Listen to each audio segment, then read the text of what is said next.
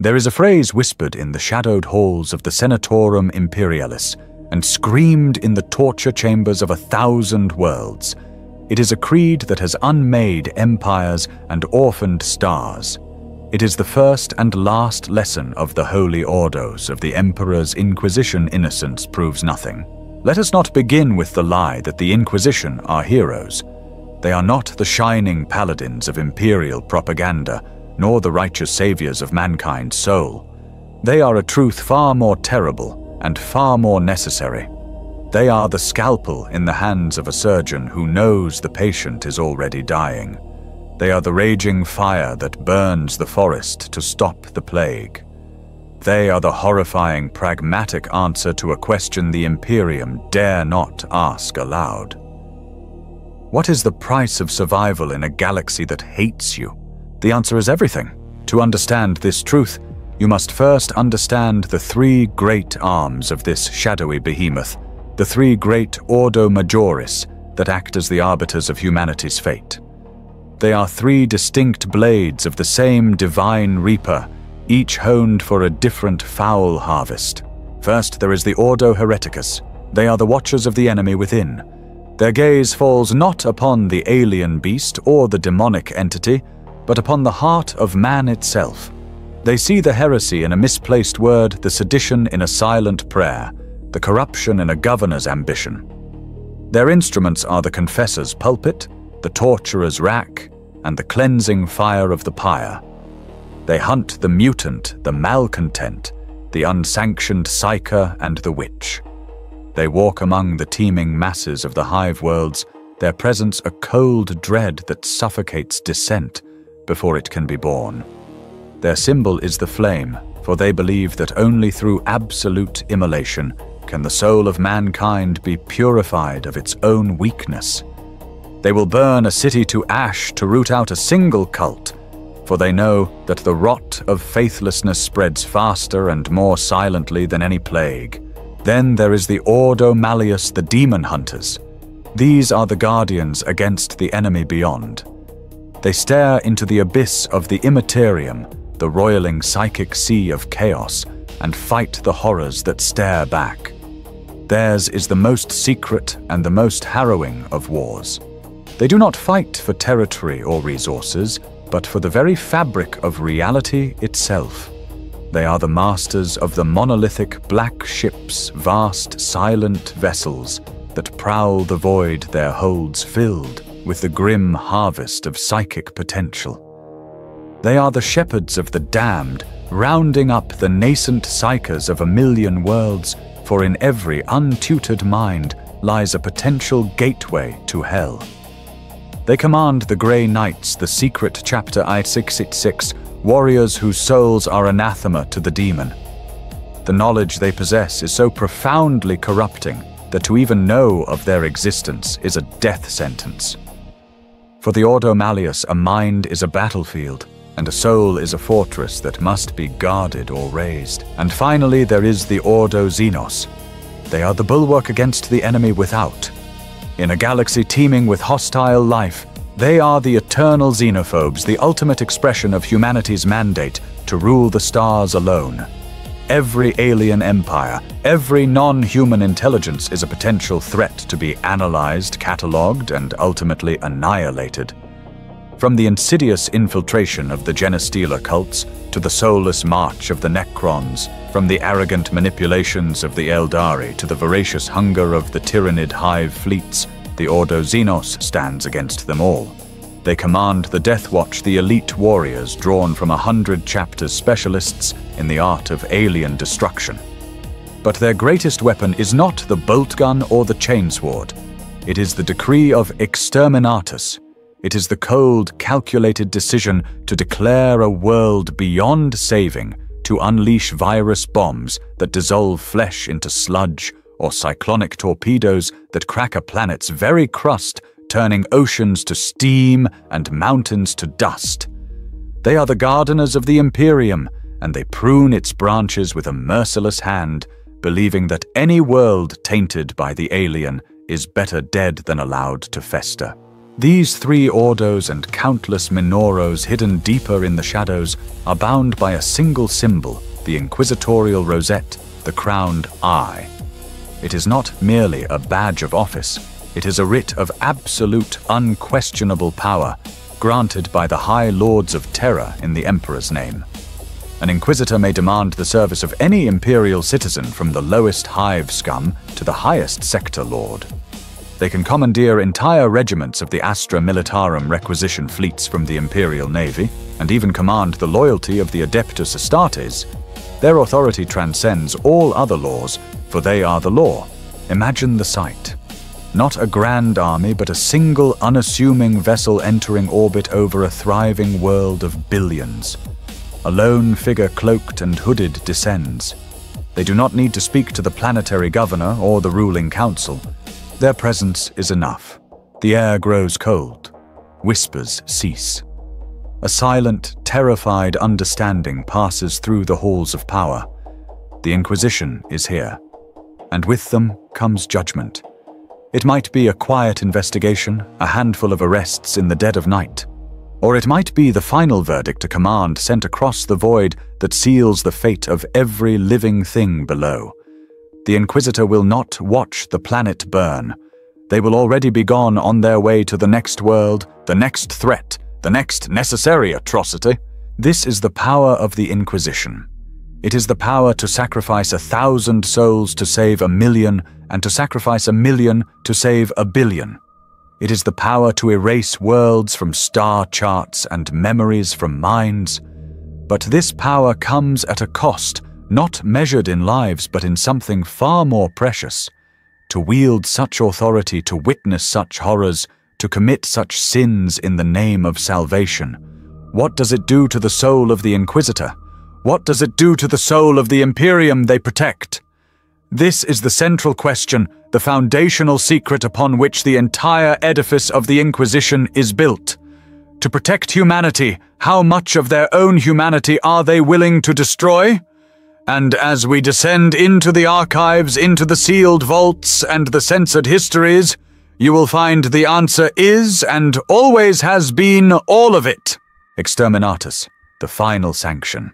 A word that rings with the sound of a dying world.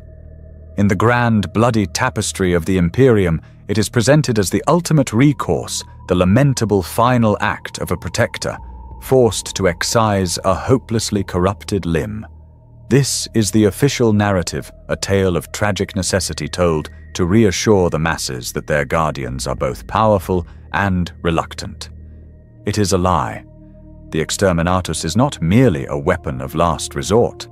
It is a political tool, a declaration of untestable authority, and in the cold calculus of the Inquisition, often just the most efficient solution. To them, a planet is a line item in a ledger that spans 1,000,000 worlds, and 1,000,000,000 lives can be a perfectly acceptable rounding error. Consider the case of the agri-world Krill. A quiet, unassuming planet in the segmentum Pacificus Krill was a verdant paradise of rolling fields and diligent farmers. Its tithes of grain always met its populace, pious and unremarkable. It was a world so peaceful that it had not seen a soldier in 1,000 years. The taint began, as it so often does, in silence. A single genestealer, a lone survivor from a splinter of a hive fleet that had been shattered decades ago, found its way into the deep cisterns of the capital city. It was a minor organism, a lower-tier specimen, but it was patient. Generations passed. The infection spread not as a ravening horde, but as a subtle change in the bloodlines of the ruling class.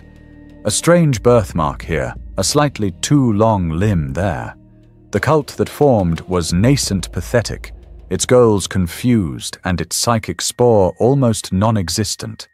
They were decades, perhaps centuries, from becoming a true threat. An Ordo Xenos Inquisitor. Lord Inquisitor Veritas discovered the taint during a routine audit of the sector's genetic purity records. No grand fleet was dispatched. No elite Deathwatch kill team was deployed. Veritas did not even set foot on the world. From the bridge of his cruiser, the Sword of Damocles, he reviewed the data for less than an hour. He saw the potential, Not the current threat, which was negligible, but the infinitesimal possibility that a single trading vessel, a single off-world pilgrim, might carry the flawed Krillian gen seed to another more important world. He saw the mathematical probability, however small, that this tiny spark could one day ignite a sector-wide infestation. He weighed the lives of the 4 billion souls on Krill against the potential future loss of trillions. The calculation was simple. The order was given. Cyclonic torpedoes were launched. The fertile plains of Krill were blasted with the force of dying suns.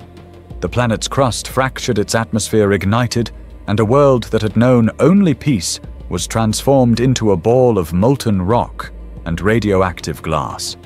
Lord Inquisitor Veritas recorded the event in his log, with a single sterile entry: genetic hygiene administered to Subsector 9 Delta. Threat neutralized. Tithe records adjusted accordingly. To him, it was not a tragedy. It was an act of sanitation. This perception of Exterminatus as a mere tool is not universally held within the Inquisition itself.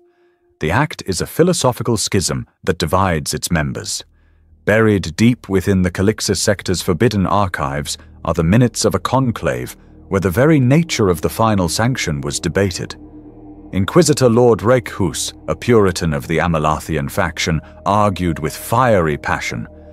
"Every world we extinguish is a monument to our own failure." He roared, his voice echoing in the data crypt. "It is a confession that we were not vigilant enough to stop the disease in its infancy, not skilled enough to excise it with precision. We were created to be the surgeons of the Imperium, yet we behave as butchers hacking off limbs when a poultice would suffice." Opposite him sat Inquisitor Helena, a hardline Istvanian, her face a mask of cold pragmatism. Sentiment, she replied, her voice soft but sharp as fluted glass. "You mourn the limb, Lord Reikhus, but I see the gangrene. You speak of failure. I speak of necessity. When a world falls to chaos or the Xenos, it does not simply die. It becomes a weapon pointed at the heart of everything we defend. Its resources, its people, its very soul are turned against us. A single ship escaping a doomed world can carry a curse that will undo 10,000 years of vigilance. The butcher, as you call him, ensures the disease is cauterized. Your surgeon risks the entire body for the sake of a single rotting finger. The price of your sentiment is a bill we cannot afford to pay." The debate was never resolved. It rages on in the shadows, a hidden civil war of philosophy, where the battlefields are the condemned worlds of the Imperium. The legacy of these actions is a scar not just on the conscience of the Inquisition, but on the fabric of the galaxy itself. The worlds subjected to Exterminatus do not simply vanish. They become dead worlds, cursed places, shunned by all sane navigators. Planets like Medusa Fif, scoured by the Inquisition to halt a chaos incursion, now drift in the void, their surfaces plagued by psychic phantoms and gravitational anomalies. The very act of such violent destruction can leave a wound in real space, a lingering psychic scream that attracts the entities of the warp like predators to blood. The sight of a desperate cure becomes a new, more potent source of infection.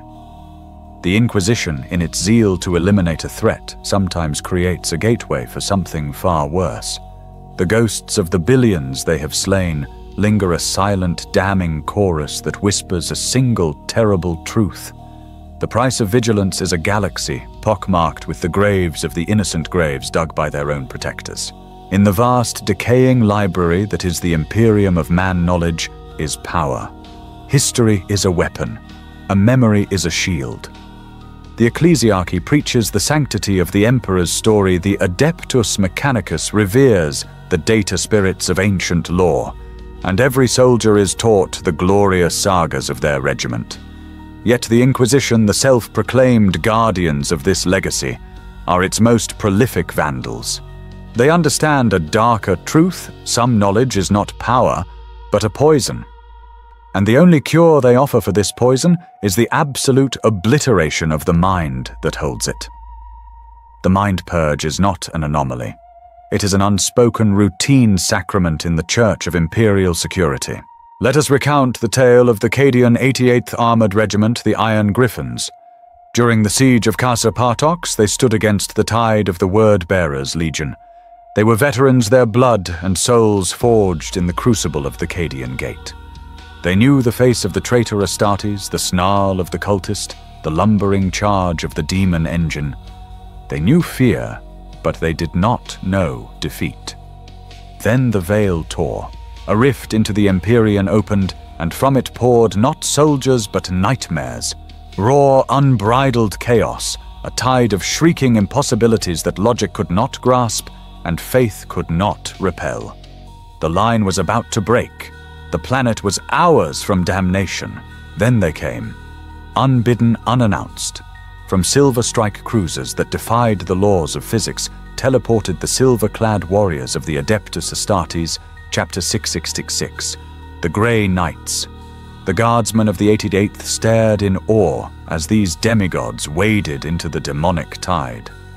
They saw bolter shells that burned with white-hot faith nemesis force halberds, that sliced through immaterial flesh, and psychic powers that banished horrors back to the hell from which they spawned. Fighting alongside these silver angels, the Iron Griffins found a new level of courage. They witnessed the impossible and stood firm. Together they drove back the tide and sealed the rift. Victory was achieved. Casa Partox was saved. For a fleeting moment, the exhausted but triumphant guardsmen felt an unbreakable bond with their saviors. The bond was broken before the sun could set. The Grey Knights vanished as silently as they had arrived. In their place came the Stormbirds of the Inquisition. The survivors of the 88th were not given medals or honors. They were disarmed and quarantined, herded into debriefing chambers under the cold eyes of an inquisitor from the Ordo Malleus. He explained the situation with chilling serenity. They had witnessed that which must not be known, the true nature of the great enemy, and the existence of the Emperor's ultimate sanction against it. They were now liabilities. A choice was offered, framed as a mercy. They could accept the Emperor's peace, a single clean bolt round to the skull, and die with the memory of their glorious, impossible victory intact. Or they could submit to the Mind Scrub to have the battle the demons and the Silver Knights scoured from their consciousness and live. For men of honor like the Cadians, it was a choice between a noble death and a hollow life. Most chose death. The commissars executed their own men, tears streaming down their faces as they granted the Emperor's peace to the heroes of Casa Partox. A handful, the highest-ranking officers and technicians whose skills were deemed too valuable to waste, were taken to the chirurgeon's chambers. They were returned to the Cadian war effort weeks later, their memories of the siege a confused blur of explosions and dust. They were efficient soldiers, but their eyes were empty. The fire was gone. This brutal act is but one tool in the Inquisition's arsenal of mental violation. Their methods are graded a scale of deceit, tailored to the severity of the truth they must bury. For a civilian who glimpses a lone demon in a dark underhive tunnel, there is the simple veil. A low-level hypnotic suggestion, a chemical induction that clouds the memory, transforming the horror into a mundane event. A crazed addict, a gas leak hallucination. The truth is hidden behind a plausible lie, a gentle fog laid over the mind. For soldiers like the Cadian 88th, there is the redaction, a far more invasive and dangerous procedure. This is the total surgical excision of specific events.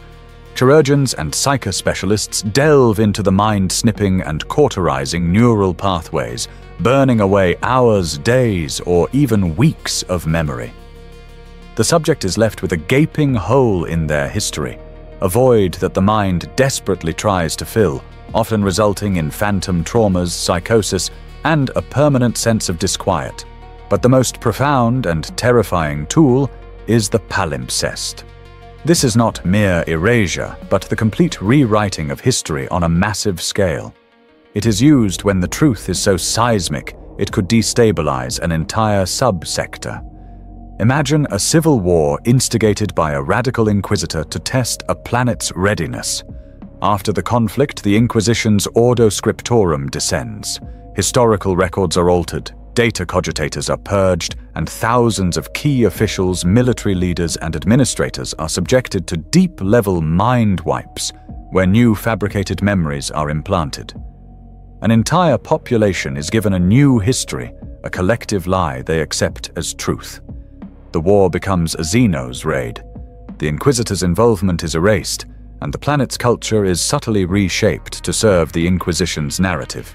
The cost of this policy is staggering, a debt paid in the currency of souls and sanity. The Imperium is filled with legions of hollow men veterans who jump at shadows from wars they cannot remember, their skills dulled by a spirit that has been surgically removed. Worlds exist whose histories are a patchwork of contradictions, their people suffering a collective cognitive dissonance that breeds paranoia and instability. But the greatest cost is strategic. The Imperium is fighting an eternal, desperate war against the powers of chaos. The soldiers of the Cadian 88th who fought at Casa Partox gained something priceless first-hand experience of the tactics and nature of a full-scale demonic incursion. They learned what worked, what failed, how the enemy thought, how it bled. This knowledge, this combat doctrine forged in the fires of hell, could have saved millions of lives in future battles. Instead, the Inquisition, in its obsession with secrecy, deemed it too dangerous. The knowledge was taken from the minds of the survivors and then destroyed with them. They chose ignorance over strength, secrecy over survival. And one must ask the forbidden question: how many worlds have burned, how many armies have been slaughtered, because the lessons of the last war were deemed a secret too great to be remembered? The Imperial Creed teaches that the wise man learns from the deaths of others.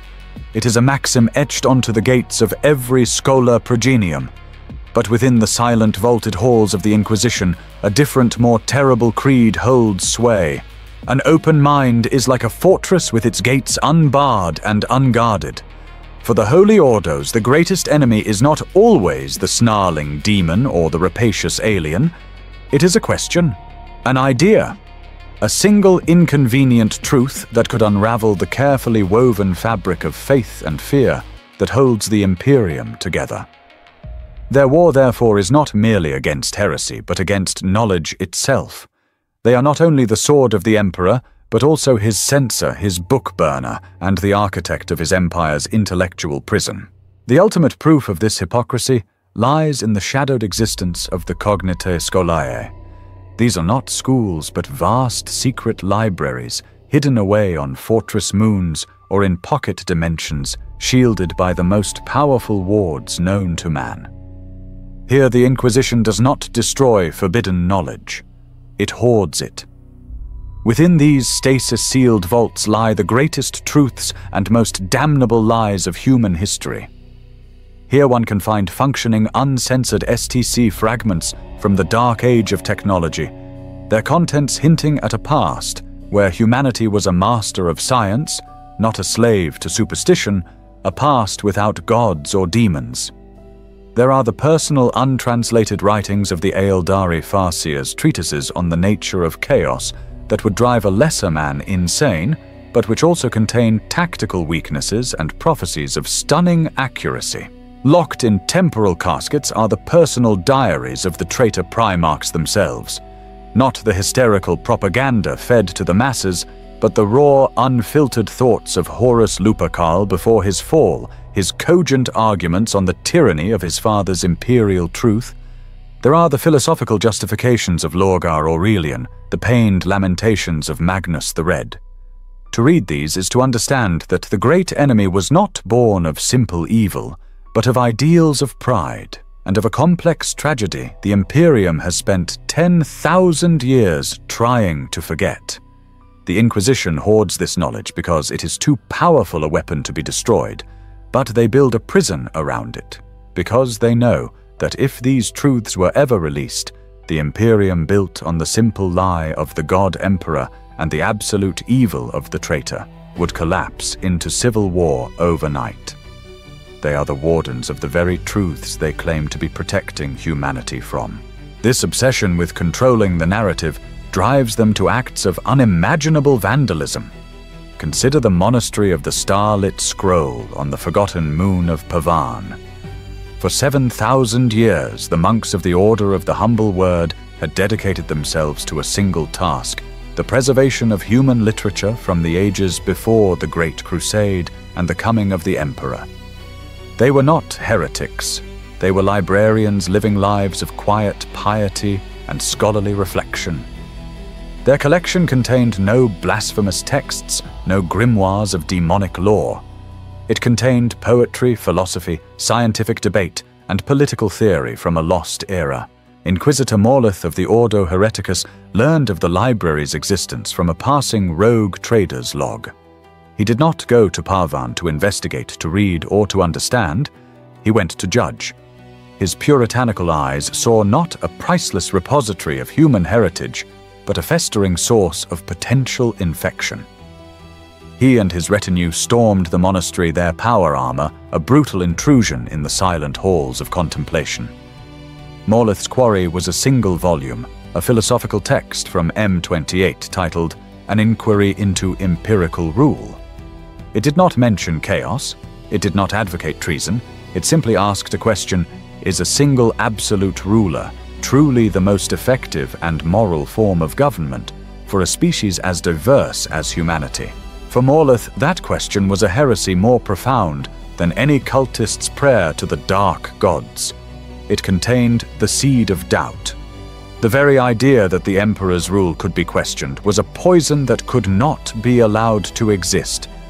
He declared the entire monastery and its collection perditio causam, a cause of perdition. The ancient monks, who had never held a weapon in their lives, were executed by his stormtroopers as they tried to shield their beloved scrolls with their own bodies. Morleth himself took a flamer to the library's central chamber, its beam of incandescent promethium turning millennia of human thought into a column of greasy black smoke. As the priceless archives burned, he made a single entry in his personal log: a single question can fell an empire more surely than 1,000 blades. Today I silenced a question. The Imperium is safer for it. This act raises the Inquisition's ultimate self-justifying question: is ignorance truly strength? Their argument is paternalistic and steeped in fear.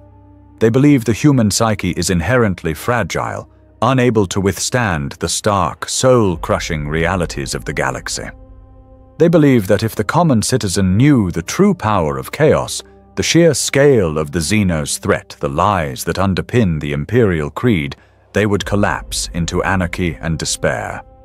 Ignorance, in their view, is a necessary shield, a comforting darkness that keeps the masses docile and focused. The Imperium's survival, they contend, is predicated on this carefully maintained state of collective blindness. But a shield can also be a blindfold. By systematically eradicating knowledge by burning libraries and executing thinkers, the Inquisition has locked humanity into a dark age of its own making. They have fostered a culture of superstition where technology is magic and innovation is heresy. Humanity faces threats that require new ideas, new strategies, and a deep understanding of the enemy, yet the Inquisition responds by strangling the very minds that might provide them. This enforced ignorance makes the Imperium brittle. It makes its people more vulnerable to the lies of chaos, as they have no logical framework to counter it. It makes them unable to distinguish between a potential alien ally and an existential threat.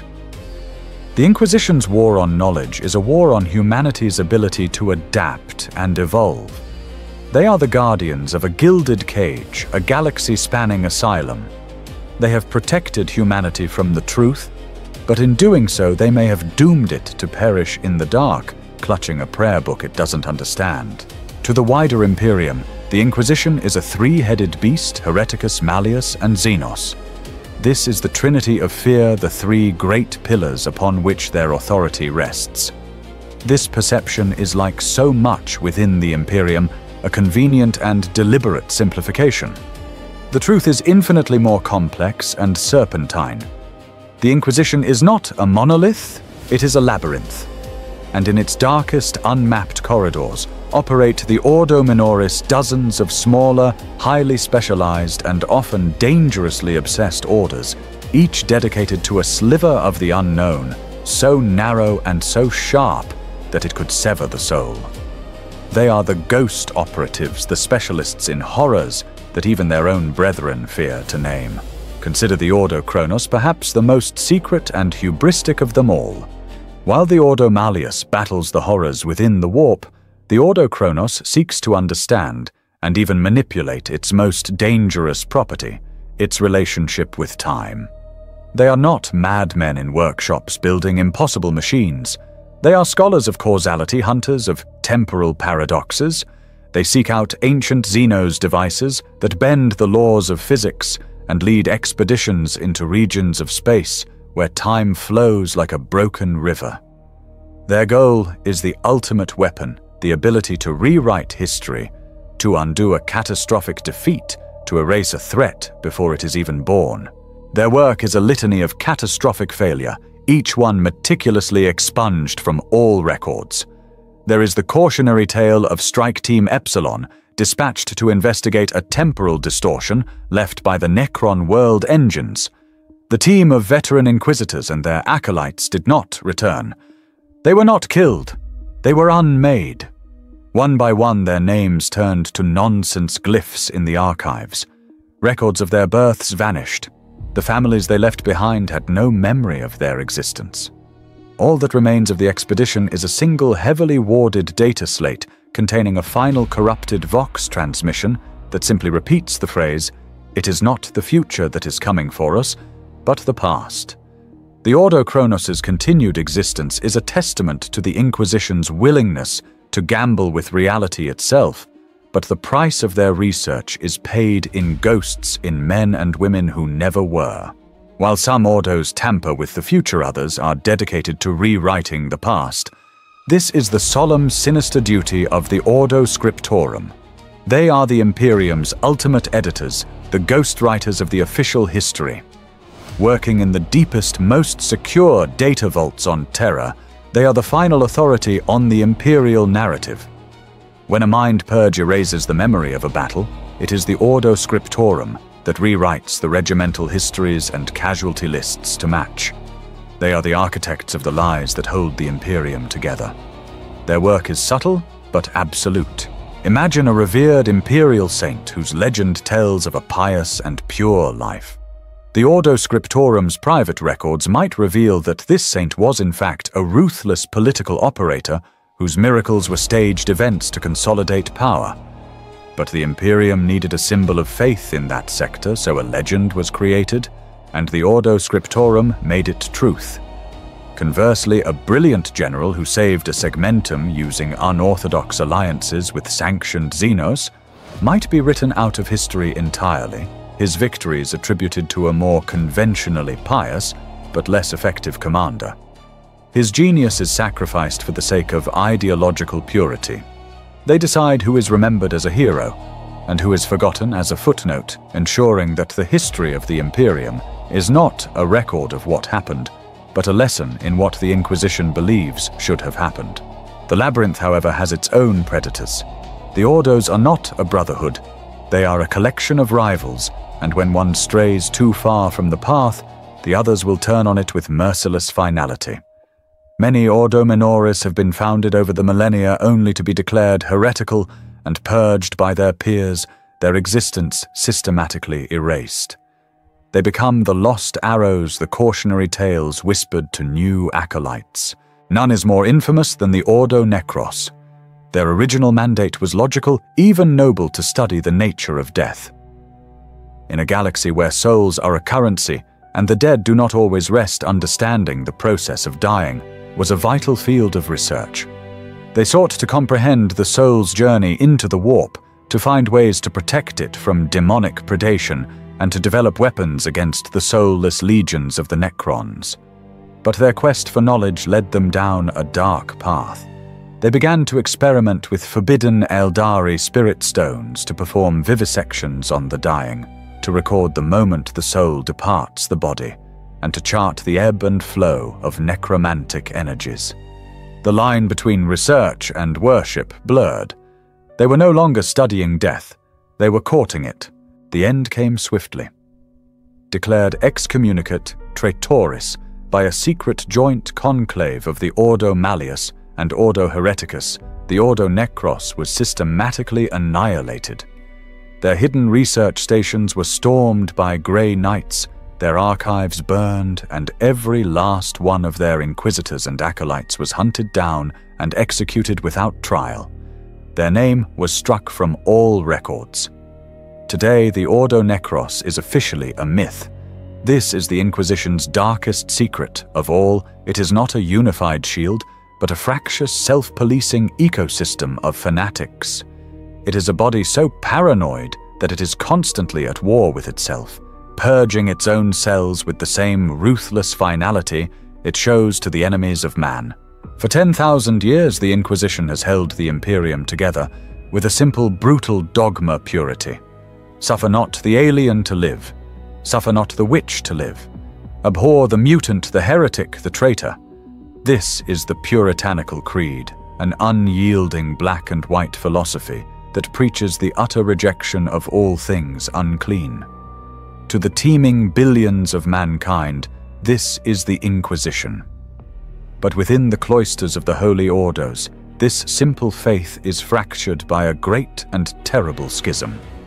A civil war of the soul has been raging since their inception, a conflict between the Puritans who believe that any contact with the enemy is a stain, and the radicals who whisper a far more seductive and dangerous idea that any weapon, no matter how tainted, must be used for humanity to survive. It is this radicalism, this willingness to sup with devils, that represents the true rot at the core of the Imperium's soul. Behold the Xanthites, the most infamous of these radical schools. Named for the legendary and some say heretical inquisitor, Lord Zaranchek Xanthus, they are the ultimate pragmatists. Their philosophy is simple: to defeat the warp, you must understand it. To understand it, you must study it. And to study it, you must touch it. The Xanthite walks a razor's edge, deliberately exposing themselves to the very forces they have sworn to destroy. They see the puritanical fear of chaos as a childish weakness, a refusal to pick up a sword because it is hot to the touch. A Xanthite Inquisitor's sanctum is not a chapel of imperial faith, but a laboratory of the profane. They will capture and bind demonic entities within intricately warded crystals, torturing them not for pleasure, but for information on their master's plans for the true names of their rivals. They will study forbidden chaos rituals not to enact them, but to learn how to unravel them. Their personal war gear is often a collection of blasphemies, a force sword that pulses with the trapped essence of a fury, its whispers guiding the wielder's blade, a bolt pistol whose shells are inscribed with demonic runes that cause them to scream through the air, a suit of power armor whose ceramite is laced with the dust of a vanquished keeper of secrets. They believe they are masters of the beast, that their will and faith are strong enough to control the power they wield. But the warp is a treacherous sea, and for every Xanthite who successfully navigates its currents, a dozen more are consumed, their souls dragged down into the abyss, becoming the very monsters they sought to command. If the Xanthites represent a corruption of method, then the Istvanians represent a corruption of purpose. Theirs is a philosophy born in the fires of the Horus heresy, named for the system where brother first turned upon brother. The Istvanians have taken the imperial maxim strength through adversity to its most depraved and logical conclusion. They believe that peace breeds weakness. Complacency in their eyes is a far greater threat than any orc, warg, or chaos uprising. War, conflict, and suffering, they argue, are the true crucibles of faith, the only mechanisms by which humanity can be kept sharp, vigilant, and strong. An Istvanian inquisitor is a secret warmonger, a shepherd who culls their own flock. They might look upon a prosperous and peaceful sector and see not an imperial success story, but a fatal vulnerability. They will see a society grown soft, its armies untested, its faith lazy. And so they will act. Through intermediaries and deniable assets, they might secretly arm a pirate fleet or provide a fledgling genestealer cult with the resources it needs to start an uprising. They will fan the flames of a planetary succession crisis, turning a political dispute into a bloody civil war. They do not want the world to fall. They want it to bleed. From the safety of their orbital cruiser, they will watch as the world's defenders are forced to fight and die as cities burn and generations are scarred. Then, when the conflict is over, they will descend as saviors, praising the battered survivors for their newfound strength and resilience. Their military now battle-hardened and their faith renewed through sacrifice. The millions of dead are to the Istvanian mind a necessary expenditure for the spiritual and martial health of the Imperium. They are the surgeons who infect the patient with a lesser disease to ward off a greater one. This fundamental clash of ideologies is not confined to spirited debate in secret conclaves. It is a war, a true shadow war fought in the margins of the galaxy, where Inquisitor hunts Inquisitor with a ferocity reserved for the worst of heretics. A Puritan lord investigating a chaos cult may find his lines of supply suddenly cut. His key informants assassinated, his authority challenged by local forces, all subtly orchestrated by a radical rival who believes the cult can be manipulated and used as a weapon. A radical inquisitor returning from a foray into the Halo stars with a dangerous Xenos artifact may find his vessel boarded by a kill team of fanatics from his own ordo sent by a Puritan who has judged his methods to be heretical. Assassination, sabotage, blackmail, and outright armed conflict are the tools of this hidden war. Every gathering of the Inquisition is a viper's nest of suspicion.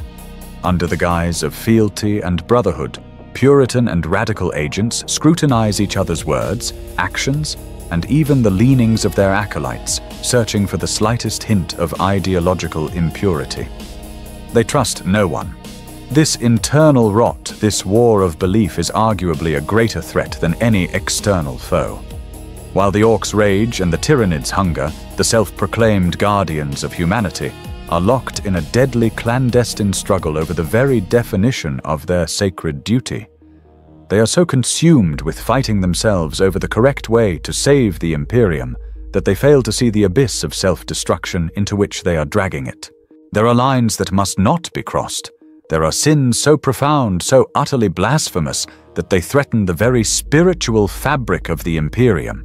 Chief among them is the ultimate taboo to willingly allow the filth of the warp to inhabit the holy form of man, to create a demon host. This is not merely heresy. It is a spiritual apocalypse, an act of such calculated damnation that it is condemned with absolute revulsion by every sane imperial citizen.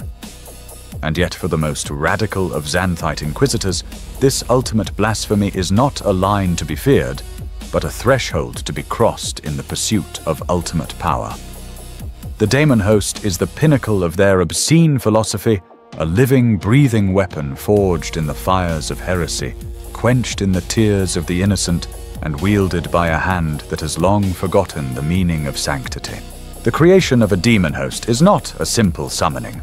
It is a meticulous, sadistic, and calculated act of soul murder. The ritual begins with the selection of a vessel. Not a frothing cultist or a hardened criminal, for their souls are already tainted and weak. No, the ideal vessel is an individual of immense willpower and spiritual purity, for a strong container is needed to house the storm. An untainted, powerful psyker is the most prized their psychic potential, a beacon in the warp, their untarnished soul a gourmet meal for the entity to be summoned. They are not a volunteer, but a victim, a sacrifice upon the altar of an inquisitor's ambition. The chosen victim is taken to a sanctum that is equal parts laboratory torture chamber and ritual circle. It is a place of profound contradiction, where walls of blessed silver are inscribed with runes of damnation, and medicastasis fields keep the subject alive long past the point of mortal endurance. Here the systematic demolition of a human being begins. The body is broken with exquisite care pain, applied not to kill, but to shatter the subject's perception of self. Simultaneously, psychic torment is inflicted by the Inquisitor, a direct assault on the victim's mind, their happiest memories turned into nightmares, their deepest convictions twisted into sources of shame. The spirit is assailed with endless whispers of nihilism and despair, a constant insidious litany designed to erode their faith and extinguish all hope. The goal is to break the victim so completely that their soul becomes a hollowed-out void, a screaming vacuum in real space that the Imperium rushes to fill. Only then does the summoning begin.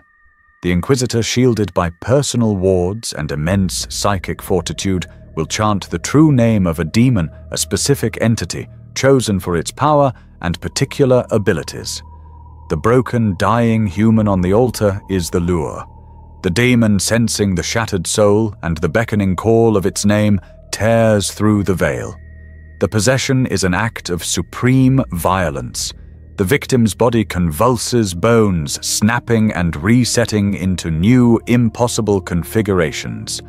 Their skin crawls and reshapes itself.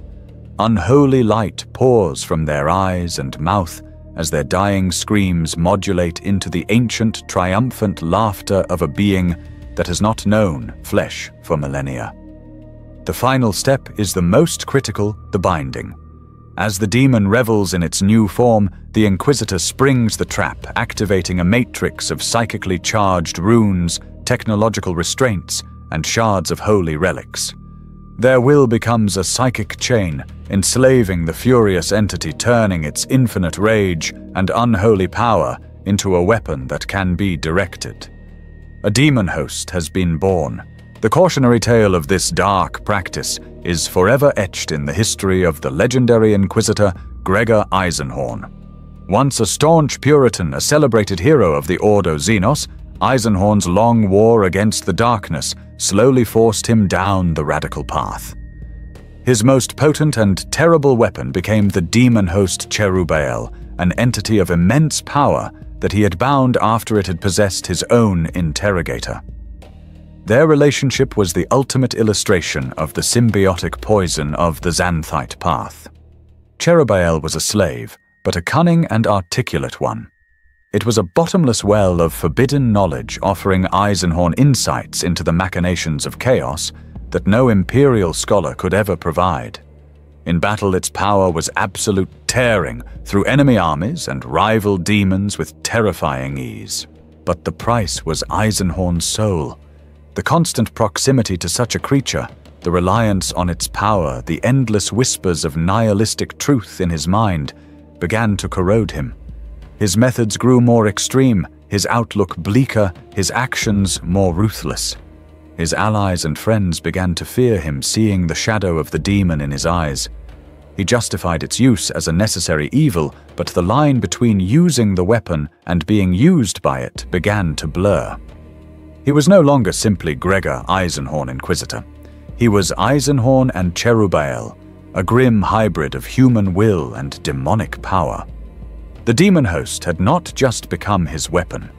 It had become part of his identity, a spiritual cancer that granted him immense strength, even as it slowly devoured the hero he had once been.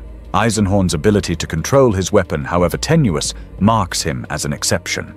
The archives are filled with reports of inquisitors whose hubris led to their own annihilation. Lord Inquisitor Quixos, a notorious Xanthite, believed he could control a veritable menagerie of demon hosts. His favored instrument was Prophanites, a lithe and graceful creature of immense destructive capability. During the assault on the Saruthi Xenos stronghold, Quixos, in his arrogance, pushed the demon host too far, demanding ever greater expenditures of power. The psychic leashes that bound Prophanites, strained to their absolute limit, finally snapped. The result was an instantaneous, indiscriminate massacre. Prophanite's first act of freedom was not to attack the enemy, but its master. It eviscerated Quixos with a casual, contemptuous flick of its claws, laughing as the Inquisitor's wards shattered around him. Then, drunk on its newfound liberty, it turned on the Inquisitor's retinue.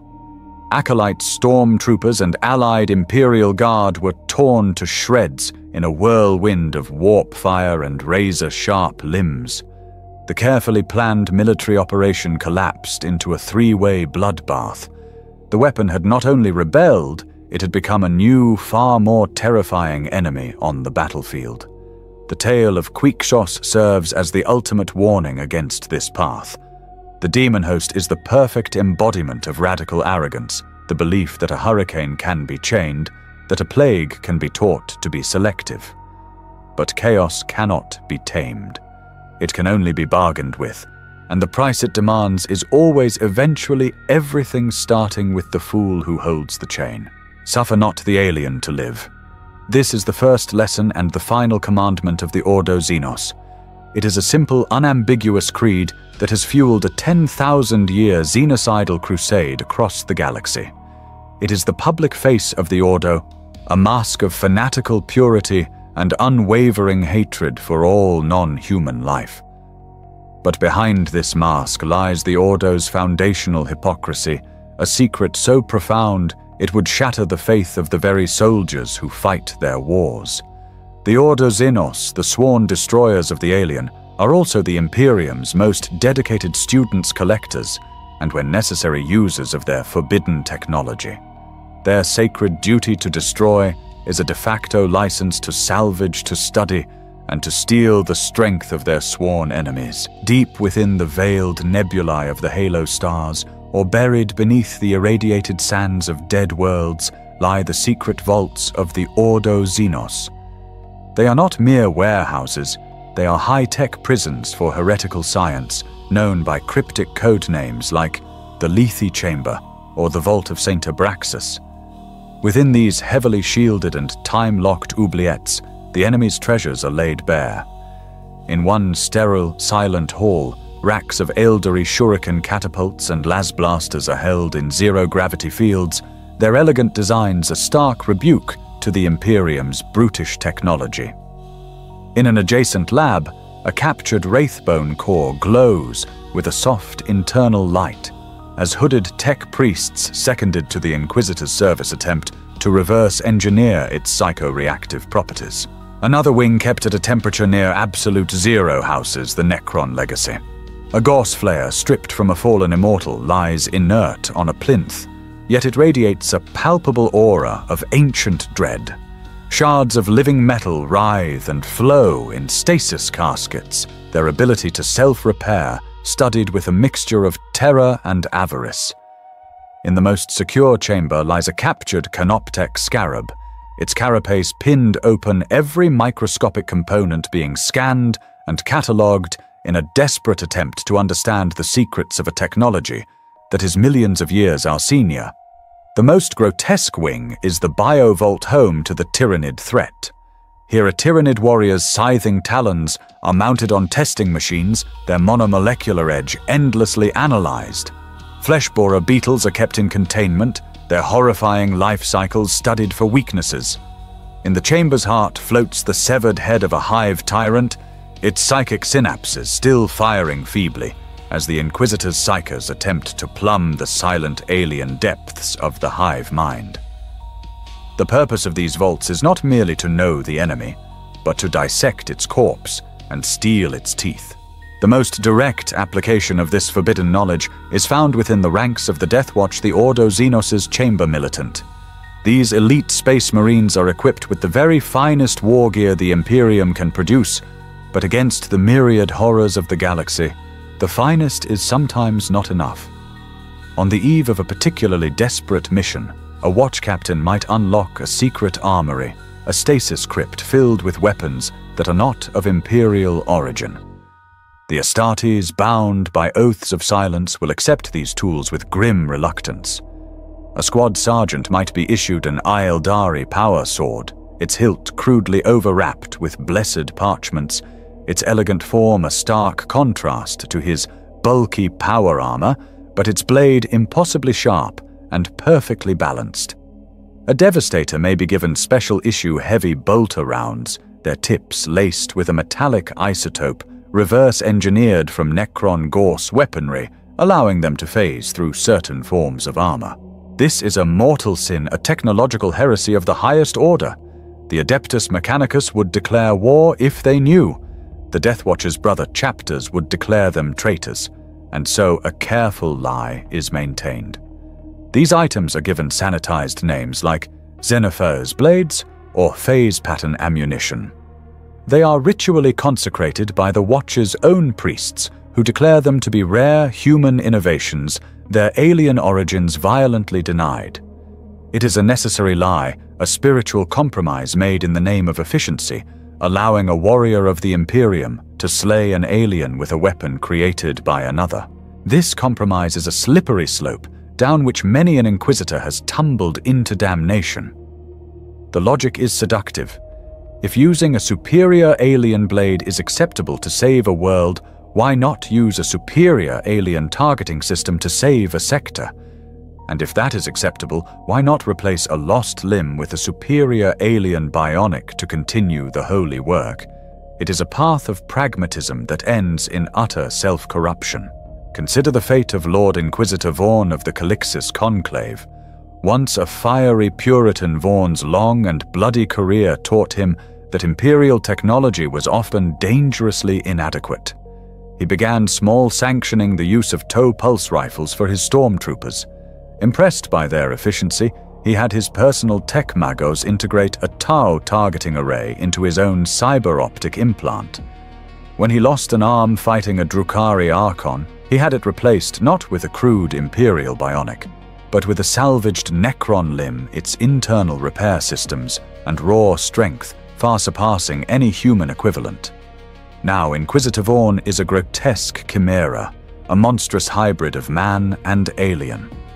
One eye glows with the cold blue light of Toe Science, one arm is the gleaming silver of a Necron destroyer, and his spine is reinforced with the chitin of some long-dead tyrannid bioform. He is a walking, breathing museum of forbidden technology. He has become the Imperium's most effective alien killer, but only because he himself has become the ultimate alien. The great irony is that the man who swore an oath to purge all Xenos influence from the galaxy has become its most perfect vessel, a living testament to the corrupting temptation of the enemy's legacy. Prophecy in the rigid doctrines of the Imperium is the tongue of the heretic and the tool of the demon. The future is the Emperor's alone to know. All unsanctioned divination is a capital crime, and the cryptic pronouncements of the Emperor's tarot are the only acceptable form of foresight, their interpretations shrouded in dogma and controlled by the highest echelons of the faith. The Inquisition, as the enforcers of this doctrine, are the foremost hunters of soothsayers and false prophets. It is the ultimate irony, then, that a single unsanctioned prophecy would ignite a civil war within their own ranks, a conflict so bloody and so secret it is now denied as little more than a myth. This was the Moirae Schism. It began on the dead world of Moirae, in the Segmentum Tempestus, a planet scoured clean of all life by an unknown cataclysm in a forgotten age. An Ordo Xenos explorator team charting the system's gravitational anomalies discovered a hidden vault. It was of no known construction, human or Xenos, a perfect, seamless sphere of obsidian material that had resisted the ravages of time and the forces that had annihilated the world around it. Inside, there was no technology, no treasure, no foe. There was only a dais upon which rested a series of crystalline shards that pulsed with a soft internal light. When the team's astropath approached, the crystals flared, and the prophecy was unleashed not as words, but as a torrent of raw, allegorical images and whispers poured directly into the Psyker's mind. The Moira prophecy was a vision of the end times. It showed the golden throne of terror flickering and dying. It showed legions of traitors and aliens marching through the broken gates of the Imperial Palace. It spoke of a galaxy in flames and the final guttering death of the light of the Astronomicon. But most terrifyingly, it focused on the role of the Inquisition in this final act. It spoke of two hands that would shape the future, the hand that shatters, which would bring about the final ruin by its own actions, and the hand that saves, which held the only hope of salvation. The prophecy's devastating paradox was that both hands wore the inquisitorial rosette. It foretold that the Inquisition would be both the agent of the Imperium's damnation, and its last desperate hope. The prophecy was too vivid, its origin too mysterious, and its implications too profound to be simply destroyed or dismissed as demonic trickery. It spread like a virus through the Inquisition's hidden networks, and where it went, it shattered unity and forged a terrible schism. Two great factions arose from the ashes of their former brotherhood. The first were the Apocalyptics. Led by a cabal of powerful and radical inquisitors, they believed the prophecy was a genuine warning, a glimpse of a terrible fate that could still be averted. They argued that their current course was leading to ruin, and that the methods of the Puritans were insufficient. To become the hand that saves, they claimed the Inquisition must be prepared to commit to the most extreme and heretical of actions. They advocated for opening the forbidden vaults of the dark age of technology, for forging dangerous alliances with powerful Xenos factions like the Eldari, for studying the deepest secrets of the warp to turn them back against the enemy. They were willing to risk the very soul of the Imperium in a desperate gamble to rewrite the future foretold by the Moire crystals. Opposing them were the status quoists. Comprised mainly of older conservative Puritan lords, they saw the prophecy not as a warning, but as a sophisticated and insidious trap laid by Tzeentch, the chaos god of plots. They argued that the prophecy was a self-fulfilling one designed to tempt inquisitors into the very radicalism and heresy that would doom the Imperium. To them, the hand that shatters was not a predestined role, but the one the Apocalyptics would choose to become by acting on the prophecy's poison. Their response was absolute and uncompromising. The prophecy was a lie, a mimetic plague. Every copy of it must be hunted down and destroyed, and every inquisitor who gave it the slightest credence must be declared a heretic and purged. The only way to save the Imperium was to hold fast to the established doctrines and to cut out the cancer of this new radical belief. What began as a philosophical debate swiftly devolved into a clandestine galaxy-spanning civil war. The Moire schism was not fought on battlefields, but in the shadows of hive cities and the silent void between stars. It was a war of assassination, of sabotage, and of mutual purges. Apocalyptic cells, believing they were acting to save humanity, would ambush and execute a status quoist inquisitor, seeing them as a roadblock on the path to salvation. In return, status quoist kill teams, believing they were cleansing their ranks of demonic influence, would storm the secret bases of apocalyptic sympathizers, putting all to the sword. Entire inquisitorial networks in a given sector would collapse as one faction gained a temporary upper hand and ruthlessly eliminated the other. Loyal Space Marine chapters were manipulated with fabricated evidence, turned against each other by inquisitors they had sworn to serve. For 700 bloody years, the Inquisition tore itself apart. The conflict became the Inquisition's most shamefully guarded secret. The hundreds of inquisitors who fell during this period were not recorded as casualties of a civil war. Their deaths were officially attributed to chaos cults, Xenos assassins, or tragic accidents in the warp.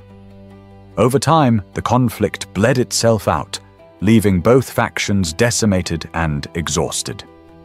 Today, within the formal teachings of the Inquisition, the Moire schism is officially a myth, a dark fable about the dangers of prophecy, told to frighten new acolytes. But the senior lords know the truth. They know how close their sacred order came to complete self-destruction. And they know that the crystals of Moire were never destroyed, but are locked away in a hidden vault, their terrible unresolved prophecy still ticking a time bomb waiting at the very heart of the organization that guards humanity's future. At the very heart of the Imperium's faith lies a static, eternal tragedy. The image of the Emperor, a broken, dying corpse sustained by the arcane machinery of the Golden Throne. For 10,000 years, his life has been a living death, a constant silent agony, fueled by the daily sacrifice of 1,000 psychers. To the trillions who worship him, this is a permanent state of affairs, a holy sacrifice that must be maintained at all costs. But there exists a faction within the Inquisition that looks upon this sacred tragedy not as an ending, but as a prelude.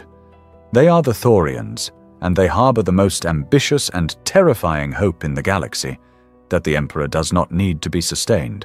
He needs to be reborn. The Thorian philosophy is a doctrine of radical, dangerous hope. It stems from the teachings of the great Inquisitor Lord Parnival Thor in the 32nd Millennium, who posited that the Emperor's soul was not fading, but in fact growing ever stronger and more vast within the Imperium. The Golden Throne, he argued, was no longer just a life support system, but a cage, a tether binding a godlike consciousness to a broken mortal shell. The Thorians do not seek to heal the Emperor's body. They know that relic of flesh and bone is long beyond repair. Their goal is infinitely more audacious. They seek to facilitate a divine resurrection, to transfer the Emperor's soul from its failing prison into a new, worthy vessel. This theory is known as the Divine Avatar Incarnate, or simply the Transference.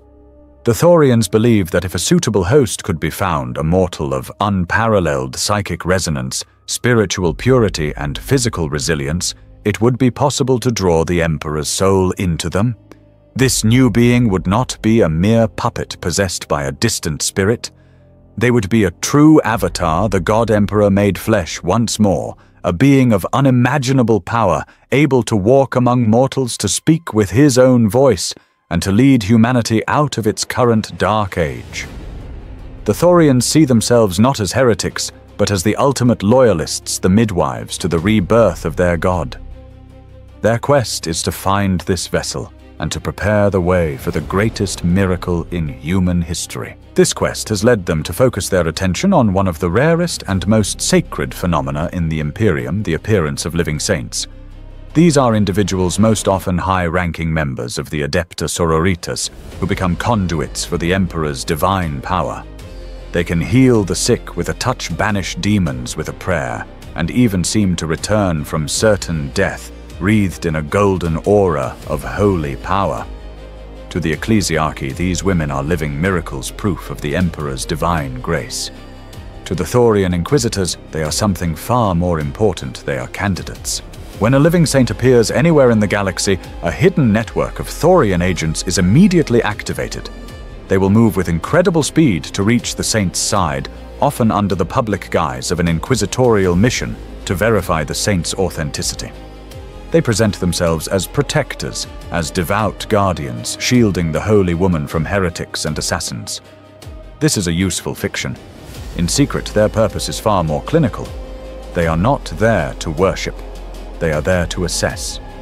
They will subject the saint to a battery of secret tests, taking blood samples, charting her genetic makeup, and recording her psychic output with arcane devices. They will manipulate events around her, placing her in situations of ever greater peril and stress, not to see if she will triumph, but to measure the absolute limits of the divine power she can channel. They are not disciples kneeling at the feet of a prophet. They are divine engineers examining a potential vessel for its structural integrity, and they will risk the saint, her followers, and entire worlds in their cold, fanatical search for the perfect host for their sleeping god. This hunt for a vessel, however, is only one part of their apocalyptic equation. The Thorians are faced with a profound theological and practical problem. As long as the Emperor's soul is anchored to his mortal remains in the Golden Throne, the transference cannot occur. The soul must be released from its 10,000-year-old prison before it can move to a new home. This has led the most extreme circles of the Thorian faction to formulate the ultimate blasphemy, a plan so dangerous it could annihilate the very thing they seek to save. They are secretly researching a way to temporarily deactivate the Golden Throne. The arrogance and the sheer terrifying risk of this ambition cannot be overstated. The Golden Throne is not merely the Emperor's life support. It is a technological and psychic marvel of the dark age of technology, and its functions are critical to the Imperium's survival. It is the machine that projects the Astronomicon, the psychic beacon that allows all interstellar travel across the galaxy. To shut it down even for a moment would be to plunge every ship in the void into blindness, to silence the voice of the Imperium and isolate 1,000,000 worlds. Furthermore, and more catastrophically, the throne acts as a gigantic psychic seal on a ruptured portion of the ancient webway that lies directly beneath the Imperial Palace on Terra, a gateway to a literal hell. Disabling the throne would break that seal. The psychic shockwave could instantly kill every psyker on the throne world, while the portal itself would tear open, vomiting legions of demons into the very heart of the Imperium. This is the ultimate expression of the Thorian heresy. They are not motivated by malice or a desire for personal power, but by a form of faith so absolute and so fanatical that it has become utterly blind to the consequences of its own ambition. In their zealous quest to resurrect their god, they are willing to risk the destruction of the throne world, the collapse of interstellar civilization, and the damnation of humanity itself. Theirs is a love so profound that they would burn down their god's house just to see him walk again, proving that the greatest dangers to the Imperium often come not from its enemies, but from its most fervent believers. There is no principle more fundamental to the Imperium of man than the absolute and unwavering hatred of the Xenos. It is the first lesson taught to every child on every world: the alien is foul, corrupt, and untrustworthy. There can be no peace, no negotiation, no compromise. The only sanctioned dialogue is the roar of a bolt gun. To consort with the alien is the ultimate treason. To ally with one is a heresy so profound it demands the extermination of all who know of it. This is the unshakable law. And like every other law in the Imperium, it is a law the Inquisition will break when it deems it necessary. In the most secret of circles, they have a name for this act: the oblation.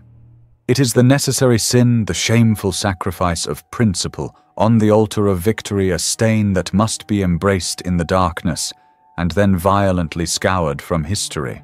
Picture the situation in the Orpheus salient. A tendril of hive fleet Leviathan, vast and seemingly unstoppable, was bearing down on the vital forge world of Griffon Tumafor. The assembled might of the Imperial Navy was outmatched. The Astra Militarum regiments on the planet were doomed, and the loss of the Forge world would cripple the entire sector's war machine. All strategic projections predicted total annihilation within a matter of weeks. Lord Inquisitor Chevak of the Ordo Xenos, a known radical, saw the truth in the data augurs. The Imperium would lose. A conventional victory was impossible. And so he sought an unconventional one. He arranged a meeting, an act that itself was a death sentence. On a barren, nameless moon, Chevak and his honor guard met with a delegation from the Eildari craft world of Ianden. The Eldar, ancient and arrogant, despised the brutish humans, but their seers had foretold that if Gryphon the Four fell, the Tyrannid swarm would change course and consume their own weakened craft world next. Their fates for a fleeting moment were intertwined by the shadow of a common doom. The negotiation was fraught with millennia of mutual hatred. The Farseer Iana Arianel offered Chevak the one thing the Imperium lacked: perfect intelligence. The Eldari could psychically pinpoint the location of the Hive fleet's primary Norn Queen, the synaptic linchpin of the entire swarm. To kill it would be to sever the head of the beast. But the price for this information was steep. Chevak had to vow on his inquisitorial seal that he would pull back Imperial patrols from the nearby Ibaric cluster, allowing the Eldari to reclaim one of their ancient maiden worlds that had been colonized by humans centuries ago. He had to agree to sacrifice an Imperial world to save a more important one. He agreed. The plan born of this treasonous pact was a spectacular success. Guided by the Farseer's real-time psychic intelligence, a Deathwatch strike team led by Chevak was able to bypass the bulk of the Tyrannid fleet. They executed a deep strike boarding action on the Norn Queen's bioship, and after a desperate, bloody battle in the belly of the beast, they slew the creature. The effect was instantaneous.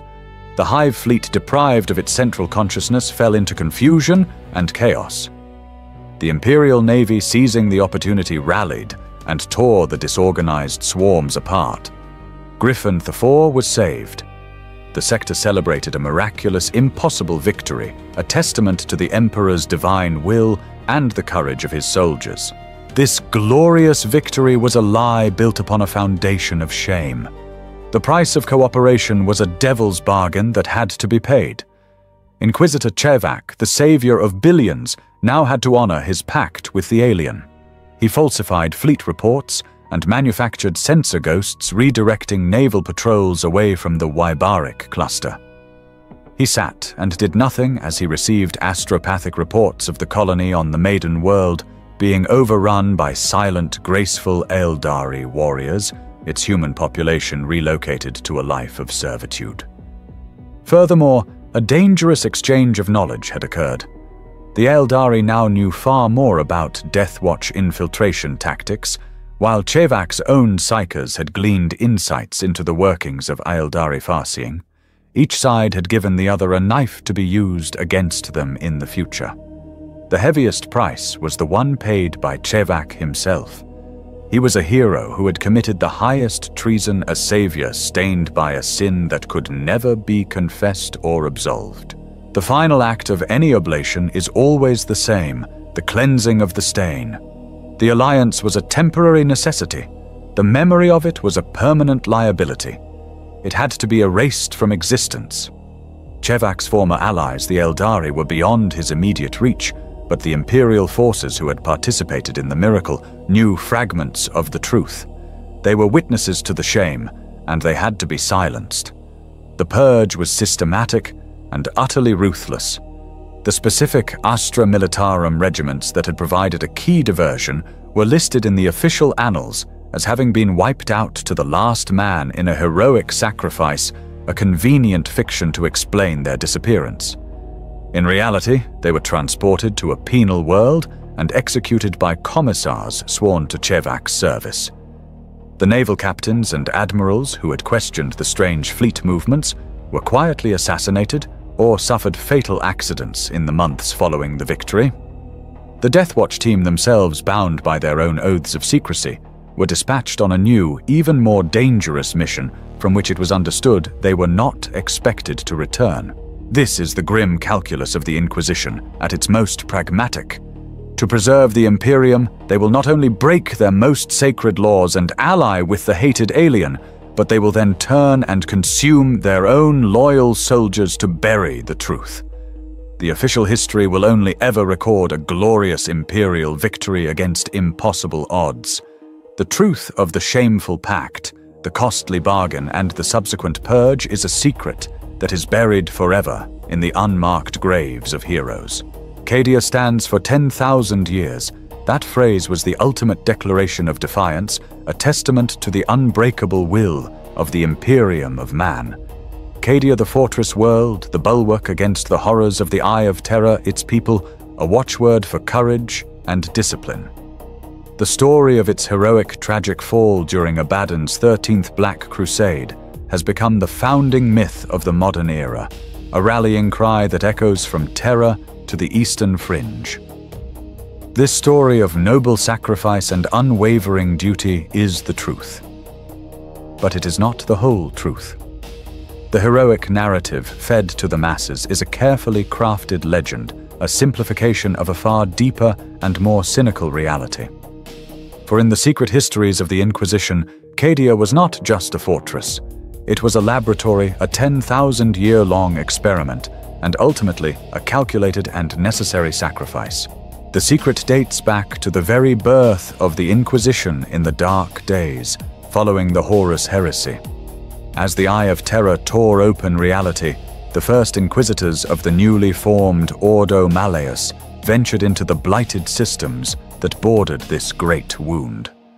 On desolate, forgotten worlds, they found impossible monolithic structures of black, unidentifiable stone, humming with a strange null energy. Through decades of dangerous research, utilizing forbidden Xenos lore and sacrificing legions of psychers to probe the structure's purpose, they unearthed a terrifying truth. The Eye of Terror was not a static anomaly. It was an aggressive, expanding cancer on the galaxy. and this hidden network of ancient alien pylons was the only thing holding it in check. They were a cage built by some long-dead race containing the rage of the Chaos Gods. This knowledge was immediately classified as one of the Inquisition's foundational secrets.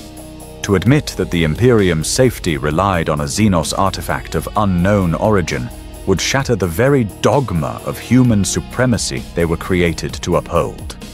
The pylon network was designated Structure Primus Inimicus, its true function concealed from all but the highest inquisitorial cabals. Their studies revealed that the most critical and powerful node in this galactic cage lay directly beneath the surface of a temperate world designated Cadia. The world was not just a strategic asset. It was the cork in the bottle of chaos. Knowing they could not replicate or move the pylons, the Inquisition resolved to turn the planet into the most fortified location in the galaxy. But their plan was far more ambitious than merely building bastions. They would embark on a grand and terrible experiment in human evolution. Cadia would become a crucible. The world was settled with stock drawn from the most loyal and resilient bloodlines of the post-heresy legions. For the next 10 millennia, this population was subjected to a unique and relentless set of pressures, the harshest military discipline imaginable from birth, combined with constant low-level exposure to the psychic bleed of the nearby Eye of Terror. The Inquisition's hypothesis was as brilliant as it was monstrous. They sought to forge a new subspecies of humanity, a lineage with a natural ingrained resistance to the temptations of chaos. Every aspect of Cadian society was meticulously controlled to further this goal. The famous violet eyes of the Cadians were not a mere curiosity. They were a genetic marker monitored by the Inquisition, a sign that generations of exposure to the warp were altering their very biology. The legendary discipline of the Cadian shock troops was not just the result of harsh training. It was the product of a 10,000-year eugenics program. Cadia was not just a shield. It was a human laboratory designed to mass-produce the perfect anti-chaos soldier. By the 41st millennium, the experiment had yielded all the data it could. When Abaddon the Despoiler launched his 13th Black Crusade, the senior echelons of the Inquisition knew his primary target was not the planet's fortresses, but the pylon network beneath them. A furious debate erupted in the hidden conclaves. Some argued that the pylon's secret must be revealed, that the full might of the Imperium must be brought to bear to save the linchpin of their defense. But a more ruthless, pragmatic faction prevailed. Their logic was cold and clear. The Cadia experiment was complete. The Cadian genotype had been mapped, and samples had been preserved to be replicated elsewhere. Furthermore, their ancient order, the Ordo Malleus, had spent millennia secretly locating other, smaller pylon networks scattered throughout the galaxy. Cadia was the largest key, but it was no longer the only key. Its fall, they argued, while a devastating military and symbolic loss, was a manageable catastrophe. More than that, it was an opportunity. The heroic sacrifice of Cadia could be used as a propaganda tool to galvanize a complacent Imperium to create the powerful myth of the planet broke before, the God did uniting humanity in a new age of fear and faith. Cadia was deemed a necessary sacrifice, and so the full truth was withheld. The defenders of Cadia were allowed to fight and die in their millions, believing they were the last line of defense. They perished as heroes, never knowing they were the final bloody result of a long-concluded experiment, their home sacrificed by their masters, not out of desperation, but as a calculated move in a much larger secret war. In the grand tragic epic of the Imperium, the number of the Primarchs is a sacred constant. The Emperor created 20 sons. 9 fell to chaos, their names forever cursed. 9 remained loyal, their names forever sanctified. And 2 are simply lost. In the official histories, the Legions 2 and 18th are footnotes, their Primarchs blank spaces in the grand pantheon, their fate a mystery lost to the mists of the Great Crusade. This neat, symmetrical story of 18 sons is a lie. There were 20, and the 2 were not lost by accident. They were deliberately, systematically, and absolutely erased from history, a task of eternal censorship inherited and enforced with fanatical vigilance by the holy orders of the Inquisition. The original edict of expungement came from the highest possible authority before the Inquisition was even formally constituted. During the glory days of the Great Crusade, the 10th and 10th legions campaigned alongside their brothers, conquering worlds in the Emperor's name. Then something happened. A catastrophe, a failure, or a crime so profound that the sentence was not mere death, but utter oblivion. The command was issued by the Emperor himself and carried out by his regent Malcador the Sigillite. It was an order of absolute erasure. Statues on 1,000 worlds were pulled down, their faces chiseled into anonymity. Records in the great libraries of Terra were burned, their names replaced with blanks. The remaining Primarchs themselves, from Guilliman to Horus, were commanded to never again speak the names of their vanished brothers. A memory hole was blasted into the very heart of Imperial history. When the dust of the Horus heresy settled and the modern Imperium took shape, this terrible duty became one of the foundational unspoken mandates of the newly formed Inquisition. They became the custodians of this sacred silence, the eternal guardians of the blanks in the record. The initial purge was brutally effective, but information is a resilient virus, and scraps of the truth survived in the forgotten corners of the galaxy. And so for 10,000 years, the hunt has continued. Even in the 41st millennium, this lingering hunt is a deadly serious affair. An inquisitor of the Ordo Scriptorum, reviewing archival data from a newly compliant feral world, might discover a pre-heresy oral tradition that speaks of 22 giant sons of the Sky Emperor. A quiet purge follows. The world's storytellers and elders are declared heretics and executed, their traditions outlawed, and a new revised history is brutally enforced by missionaries and commissars. A rogue trader exploring a derelict space hulk might stumble upon a Great Crusade-era vessel whose cogitator banks still hold fragmented muster rolls mentioning warriors of the 18th Legion. That rogue trader's discovery will be their last. A kill team from the Ordo Hereticus will be dispatched not to bargain, but to seize the data slate and eliminate the ship, its captain, and its entire crew, as tainted their deaths a small price to pay to seal the leak. This is not merely hiding an old failure, it is an active, ongoing war against a forbidden memory fought with the flamer, the bolt gun, and the redaction blade. The question that echoes in the most secret of inquisitorial conclaves is why. What sin could the lost sons have committed that was so uniquely terrible? Horus's betrayal burned half the galaxy, killed trillions, and mortally wounded the Emperor, yet his name and the names of his traitor brothers are remembered, if only to be cursed. Why was the fate of the 2nd and 18th so much worse that it had to be denied entirely? Within the highest circles, forbidden theories are whispered, any one of which could destabilize the bedrock of Imperial faith. One theory posits a genetic catastrophe. Perhaps the gene seed of one or both legions was irredeemably flawed, producing not noble Astartes, but raging, uncontrollable monsters. It may be that the space wolves, long known as the Emperor's executioners, were dispatched to carry out a mercy killing on a scale of an entire legion. The truth was buried to prevent any doubt being cast on the sanctity and perfection of the Emperor's genetic science, the very foundation of the Adeptus Astartes. Another darker theory suggests a heresy not of the soul, but of the flesh. Did one of the lost Primarchs forge an alliance not with demons, but with a major Xenos power? Did they attempt to create a hybrid empire, merging human and alien, a biological betrayal, so profound that it defied the Emperor's core vision for humanity's manifest destiny? To admit such a thing was possible would be to plant a seed of doubt that perhaps not all aliens are worthy of extermination. But the most dangerous theory, the one that is never committed to a data slate, is that their crime was not one of corruption, but of ideology. What if the lost Primarchs did not fall to any external threat, but simply disagreed with the Emperor? What if they rejected the imperial truth's enforced atheism, or conversely argued against the Emperor, setting himself up as a figure of worship?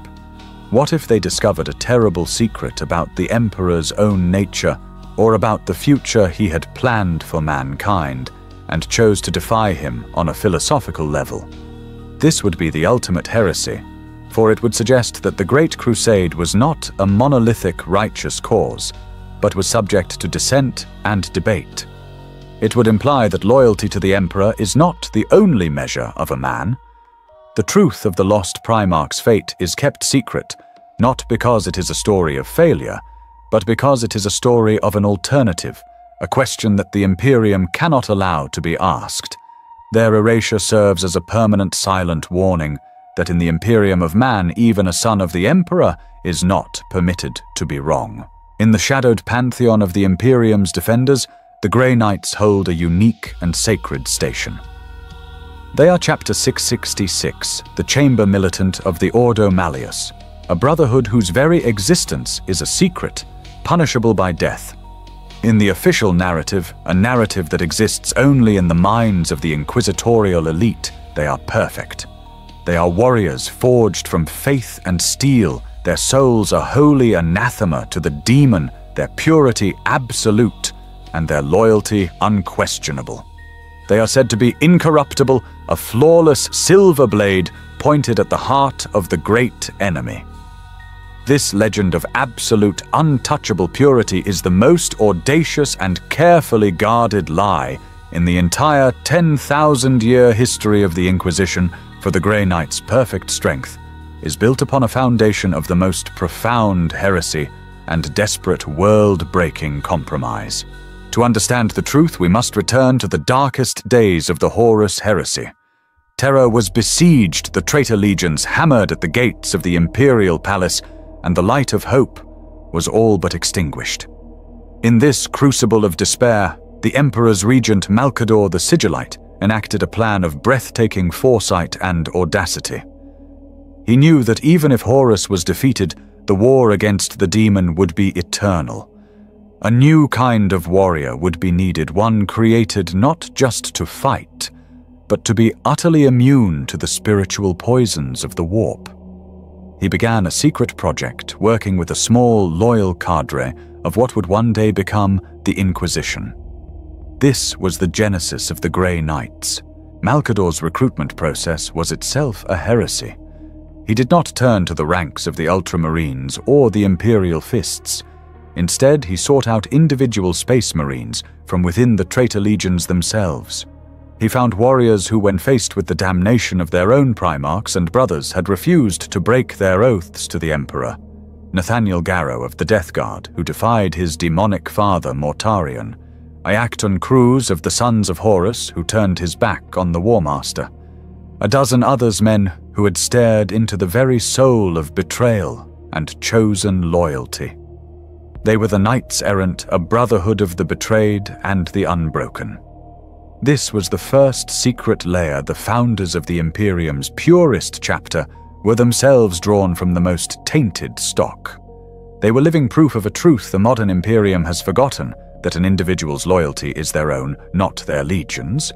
These were the men who would become the first Grand Masters. But these warriors, however strong their will, needed a new lineage. They needed a gene seed that was not just stable, but was a spiritual fortress. For this, Malcador turned to the Emperor himself. In a sanctum deep beneath the palace, the Emperor entrusted Malcador with a priceless and dangerous gift, a pure, stable sample of his own genetic essence, the material from which the Primarchs themselves were made. The plan was to craft a new legion, not of Astartes, but of something more, each warrior a distant echo of a Primer. But here Malcador's grand design met with catastrophic failure. The Emperor's raw genetic material was too potent, its psychic resonance too overwhelming for the mortal frame of a Space Marine. The test subjects were driven insane or were burned out from the inside, their bodies dissolving into pure energy. The gene seed was too pure, too powerful. It lacked a crucial element, a stabilizing agent that could bridge the gap between the material and the immaterial, a component that understood the siren call of the warp and could build a defense against it. In his desperation, with the fate of humanity hanging in the balance, Malcador committed the ultimate heresy. He turned to the essence of a traitor. In forbidden archives, such as the Scrolls of Janus, it is written that Malcador used a sample of genetic material from one of the Emperor's own fallen sons to stabilize the new gene seed. Not from a brute like Angron or a decadent fiend like Fulgrim. He needed a key that understood the intricate pathways of the Imperium, a mind that had mastered the arts of sorcery, while still retaining a noble, if flawed, soul. He needed the knowledge of the one who had flown too close to the sun. He needed the gene seed of Magnus, the Red Primarch of the Thousand Suns. The exact nature of this contribution is a secret lost even to most Inquisitors. Was it a pure sample of Magnus's genetic code, taken and stored long before his fall to Tzeentch? Or was it something more esoteric, a captured soul fragment of the Crimson King, a psychic echo that Malcador bound into the genetic matrix? The legends surrounding Janus, the first supreme Grand Master of the Grey Knights, whisper that he was himself a soul shard of Magnus, given form and granted fealty to the Emperor. The logic, however heretical, was sound. To build the perfect defense against chaos sorcery, one must build it upon a foundation that understands that sorcery at a genetic level. The gene seed of the Grey Knights is a paradoxical fusion, the divine purity and power of the Emperor, stabilized and informed by the arcane knowledge of his most magically gifted and tragic son.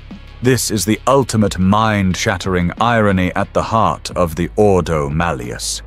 The Grey Knights are the single greatest weapon in the Imperium's arsenal against chaos.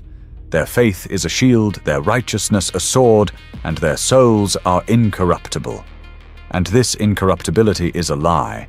It is not born of simple faith alone. It is the product of a forbidden heretical science, a genetic balancing act between the ultimate forces of order and chaos. The Grey Knights are the sons of the Emperor and the secret spiritual nephews of the demon Primarch. Of it is all done not merely to protect the Imperium from the shocking knowledge of demons, but to protect the Grey Knights from the righteous, fanatical, and ignorant fury of the Imperium itself. They are hidden to protect the lie of their own perfect purity. Imagine if this truth were ever revealed. The High Lords of the Ecclesiarchy, who preach the simple, absolute purity of the Emperor's servants, would declare Chapter 666 to be the ultimate blasphemy, demanding a crusade against their fortress on Titan. The Adepta Sororitas, who have fought and died alongside the Knights, would see their saviors as spiritual abominations, their faith curdling into horror. The Adeptus Mechanicus, for whom genetic purity is dogma, would declare the Knight's gene seed to be a corrupt and unholy chimera demanding its immediate destruction. And the Adeptus Astartes, the Space Wolves, whose blood feud with Magnus the Red and his 1,000 sons is the stuff of legend, would see the Grey Knights as the ultimate enemy monsters wearing the guise of loyalists. The Black Templars, whose zealotry knows no bounds, would see them as the highest form of heretic. The revelation would not unify the Imperium, it would shatter it. It would ignite a new civil war, a conflict of faith so absolute and so violent it would make the Horus Heresy seem a mere prelude. The Imperium's ultimate weapon against chaos would be torn apart by the very factions it has sworn to protect. And so the Ordo Malleus perpetuates the great and necessary lie. The Grey Knights are a living paradox, a holy weapon forged from a dozen unforgivable sins. They are the ultimate expression of the inquisitorial worldview, that in the desperate, eternal war for humanity's soul, any tool must be used, any sin must be countenanced, and any truth must be buried. They are a lie of salvation clad in silver armor and armed with righteous fury, a testament to the grim reality that the only way to create the purest light was to steal a single captive spark from the very fires of hell. This is the truth the Ordo Malleus will burn galaxies to protect, for it is the secret of their greatest weapon and their most profound and unforgivable sin. We come now to the final and most profound secret, the foundational lie upon which the entire edifice of the modern Imperium is built. It is a heresy so great that to even conceive of it is to invite damnation. It is the truth concerning the master of mankind himself. To the trillions of citizens in the 41st millennium, he is the God Emperor, the Father Protector, and the one true divinity in a cold and hateful universe. His worship is the sole unifying force in a scattered empire of 1,000,000 worlds. The Imperial Creed is the bedrock of law culture and survival. And the most powerful and secret echelons of the Inquisition, the very men and women who burn galaxies to enforce this faith, do not actually believe in it. To understand this ultimate blasphemy, one must look back 10,000 years to the Great Crusade and the glorious forgotten age of the imperial truth. The emperor who walked among men was not a god. He was a man, albeit a transcendent one, and he was a being of science, reason, and logic. The Grand Crusade he led was not a war of faith, but a war against faith. He preached a militant enforced atheism. He tore down the temples of old gods, disbanded the priesthoods of ancient terror, and taught that religion and superstition were the shackles that had kept humanity in darkness for millennia. His vision was for a species united by reason and knowledge, not by blind, cowering worship. The historical records locked away in the deepest inquisitorial vaults are unequivocal. The emperor's own words condemn the very church that now bears his name. The most infamous example is the fate of his own son, the Primarch Lorgar of the Word Bearers.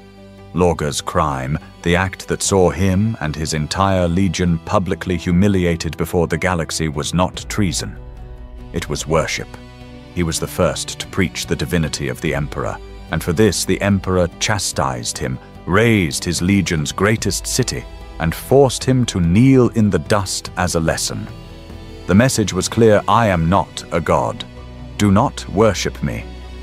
The sprawling, fanatical, theocratic nightmare that is the 41st millennium Imperium is not the culmination of his grand design. It is its most spectacular and tragic failure. The highest-ranking inquisitors know this. They are not merely zealots.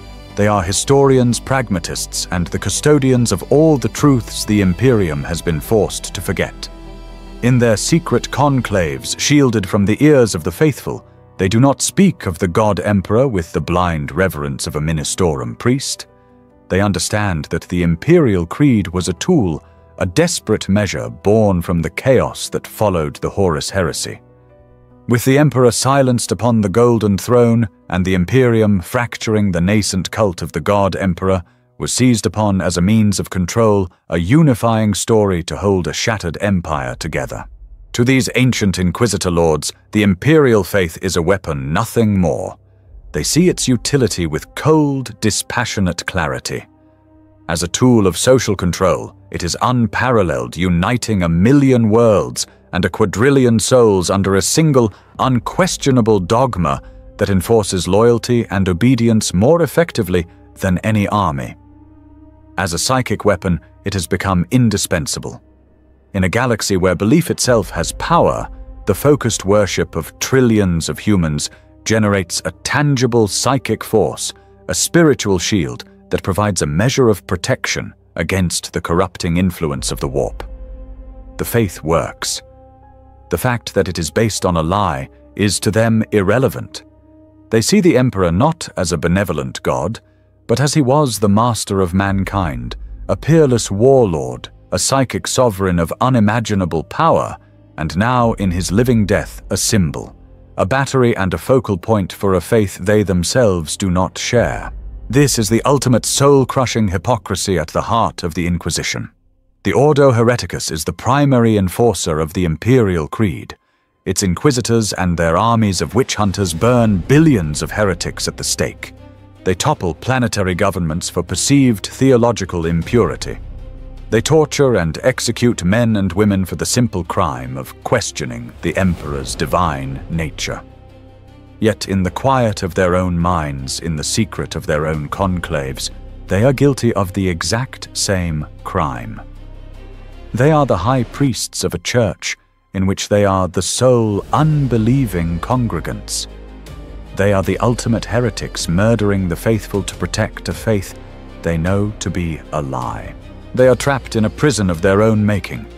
They know the truth that the Emperor was a man who despised religion would shatter the Imperium. It would extinguish the psychic shield of faith, leaving humanity naked before its enemies. It would cause a galaxy-wide civil war, a collapse of all authority, and a final decisive victory for the forces of chaos.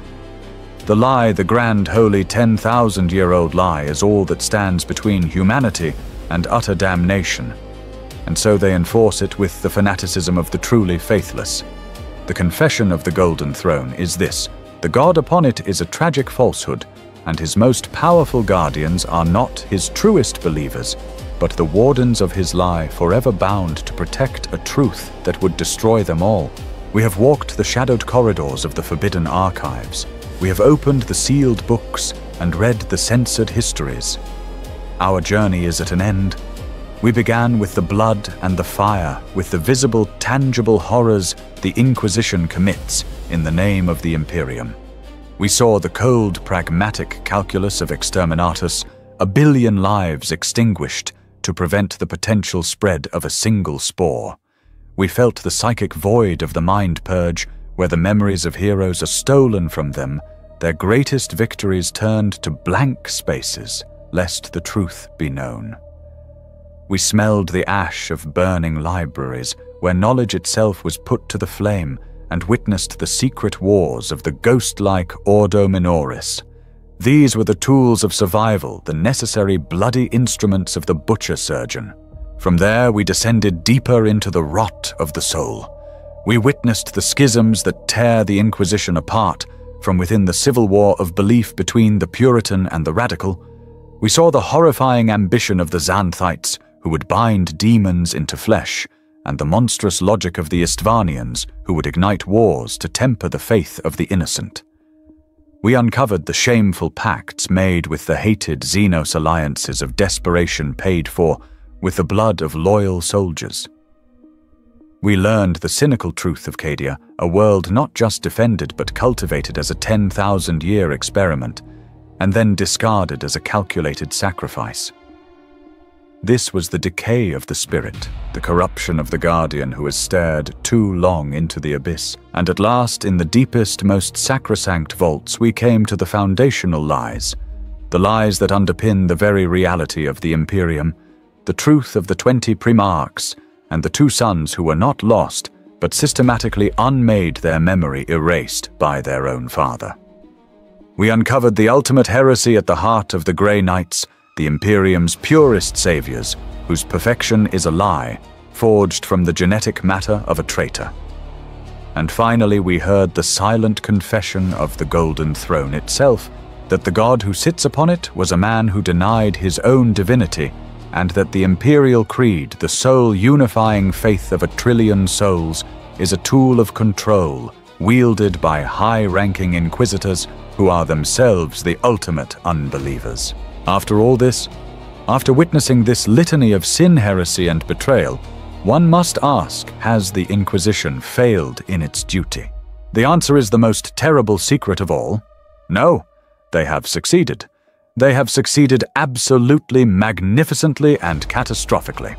Their sacred mandate was never to create a just, noble, or enlightened Imperium. It was to ensure the simple, brutal, continued survival of the human species in a galaxy determined to tear it apart. And by this metric they are triumphant. They have protected humanity from the truths that would have surely destroyed it. What would happen to the common soldier if he knew the true seductive nature of chaos, not as a simple evil, but as a force that promises freedom and power? What would happen to the Imperial worldview if it was revealed that some Xeno species are capable of reason, honor, and perhaps even coexistence? What would happen to the faith of 1 million worlds if they knew their god never wanted their worship? The answer is collapse, anarchy, a spiritual decay that would rot the Imperium from the inside out, leaving it defenseless. The Inquisition saw this, and they chose to act. They succeeded in their mission. They saved humanity from the truth. But the nature of this victory is the final damning indictment. They have not built a shield. They have forged a cage. The Imperium of man in the 41st Millennium is a galactic prison of the soul, and the Inquisition are its eternal watchful wardens. The bars of this cage are forged from fear, fear of the mutant, the alien, the heretic, the unknown. The walls are built of ignorance meticulously maintained by the suppression of science, history, and philosophy. The roof is a vast and suffocating canopy of lies, a false faith in a false god, designed to keep the prisoners compliant and their eyes turned away from the crushing reality of the cosmos. Humanity is kept safe within this prison, but it is not free. It cannot evolve. It cannot progress. It cannot hope for a brighter future.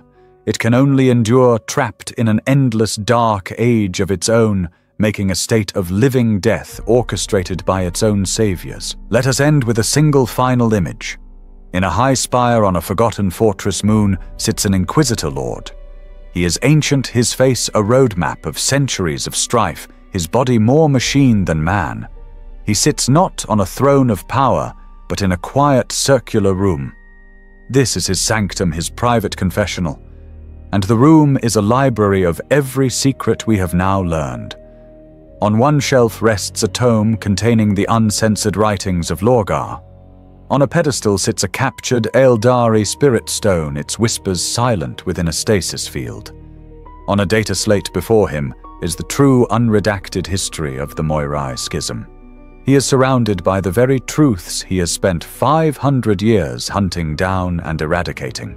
He rises his metal limbs, whirring softly, and walks to a great armored window. He looks out at the star-dusted void, at the distant holy glow of the Astronomicon, the beacon of faith that he knows is powered by a lie. He has commanded the destruction of worlds. He has ordered the scouring of minds. He has burned the righteous and bargained with the damned. He has sacrificed his own humanity piece by piece, sin by sin, all for the sake of the species to which he belongs. He has won. The Imperium endures, humanity survives. But in his ancient weary heart he knows what he has truly created, a race of ignorant, fearful children huddled in the dark around a flickering candle, while he and his brethren stand guard forever, hiding the dawn from them. He has saved humanity. But what is left of it is a thing trapped, stunted, and afraid. He has won the war for mankind's survival, but in the process he has presided over the death of its soul. And so the question remains echoing in the eternal darkness between the stars, is a victory such as this worth the name?